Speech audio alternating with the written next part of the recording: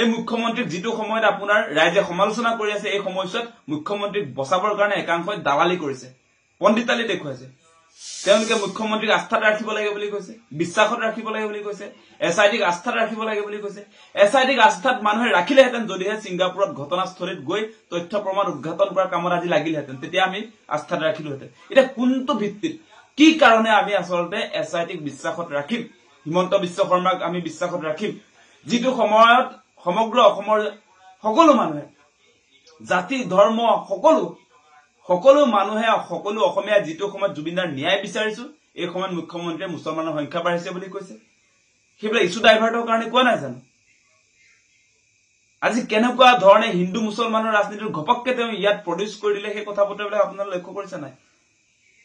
গতিকে এই চামকানু মহন্তৰ একেবাৰে নিজৰ মানুহ মুখ্যমন্ত্ৰী, সেইকাৰণে যিকোনো প্ৰকাৰে মানে তেওঁলোকক মৃত্যুদণ্ডৰ পৰ্যায়লৈকে হত্যাকাৰী হিচাপে আমি ৰাইজে যিটো বিচাৰি আছো যে হত্যাকাৰীৰ শাস্তি মৃত্যুদণ্ড, সেয়া ফাঁচিয়ে হওক লাগিলে মৃত্যুদণ্ডই হওক যিয়ে নহওক বা যাৱজ্জীৱন কাৰাদণ্ড, সেই পৰ্যায়ত আমি চিন্তা কৰি আছো। কিন্তু মুখ্যমন্ত্ৰীয়ে আমাৰ মনত থকা যিটো আচলতে অগ্নি কালপিত বিলাকৰ বিৰুদ্ধে আমাৰ মনত যে একুৰা জুই জ্বলি আছে, আমাৰ হিয়াৰ ৰামথু, আমাৰ জাতীয় সম্পদ, আমাৰ হিয়াৰ স্পন্দনক যে তেওঁলোকে ছিংগাপুৰত হত্যা কৰিলে, সেই অগ্নি আমাৰ জ্বলি আছে কালপিতৰ বিৰুদ্ধে, সেইটো নুমুৱাবৰ কাৰণে আপুনি মিঠাতেল ফ্ৰীকে দিয়া, নিমখ ফ্ৰীকে দিয়া, আজি আলু দাইল ফ্ৰীকে দিয়া, চাকৰি দিয়া, আজি আপোনাৰ মুছলমানৰ সংখ্যা 38% বৃদ্ধি হোৱা, এই কথা বতৰাবিলাক আপুনি আৰম্ভ কৰিছে, মুখ্যমন্ত্ৰী আৰম্ভ কৰিছে।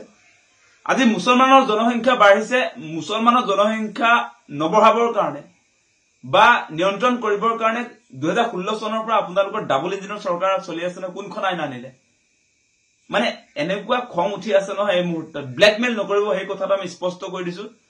মুছলমানৰ জনসংখ্যা বাঢ়িছে, আপোনালোকে ঘোঁৰা ঘাস কাটি আছিল নেকি? মানে ঘোঁৰা ঘাস কাটি আছিলে আপোনালোকে? ইমান দিনে কি কৰি আছিলে? আপোনালোকৰ আইনখনৰ নামটো কি? মুছলমানৰ জনসংখ্যা ৰোধ কৰিবৰ কাৰণে ৰাইজক যে ভয় খুৱাইছে কেলে?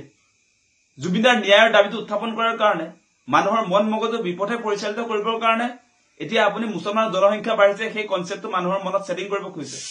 নহব দেই মুখ্যমন্ত্ৰী ডাঙৰীয়া, বহুত হৈ গল। আপুনি যিমান কথা কওক লাগিলে, যিমান কথা কওক, যিমান প্ৰলোভন নিদিয়ক কিয়, যিমান হিন্দু মুছলমানৰ ৰাজনীতি নকৰক কিয়, এইবিলাক চব উফৰি যাব। জুবিনদা আপোনাৰ ধৰ্মীয় পলিটিক্সৰ ঊৰ্ধত। এতিয়া আপোনালোকে দেখিছে এটা কথা, জুবিনদাৰ মৃত্যুৰ পাছত ধাৰাবাহিকভাৱে শ্ৰদ্ধাঞ্জলি অনুষ্ঠান বিলাকত আমি দেখিছো যে সৰ্বধৰ্মৰ তাত পাঠ হৈছে, প্ৰাৰ্থনা সভা হৈছে। আজি এই সময়ছোৱাত আজি মুখ্যমন্ত্ৰীয়ে হিন্দু মুছলমান কৰি মানুহক ব্লেকমেইল কৰি আছে। নহব, সেই কথা স্পষ্ট কৰি দিছো।